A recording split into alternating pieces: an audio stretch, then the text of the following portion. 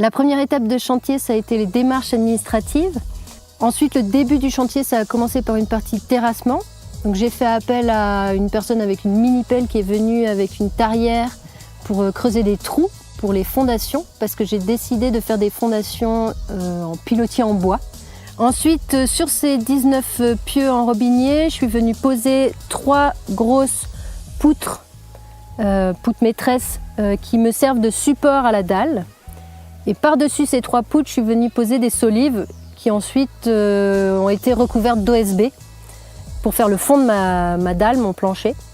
Et par-dessus cette OSB, j'ai reposé encore des solives qui, elles, font le bas de mes triangles de ma charpente. Ma charpente est composée de 7 triangles équilatéraux de 7 mètres de longueur. Donc on a monté ces 7 triangles au sol sur ma dalle, en fait, qui me servait aussi d'espace plat, parce que moi j'habite sur un espace qui est très en pente. Ensuite, on est venu poser du frein vapeur dans la partie intérieure des triangles. Par-dessus ça, on a ajouté donc des planches de palettes qui servent à retenir la botte de paille.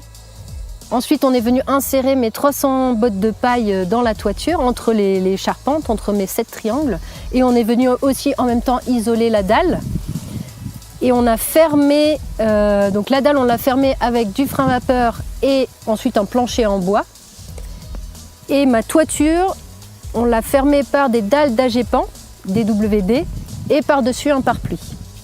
Et par-dessus ça est venu s'ajouter l'attage contre latte pour faire la lame d'air et ensuite de la volige, donc des lames de bois assez fines qui servent de revêtement extérieur sur la toiture. Une fois que la structure a été montée et étanchéifiée, on a posé les menuiseries.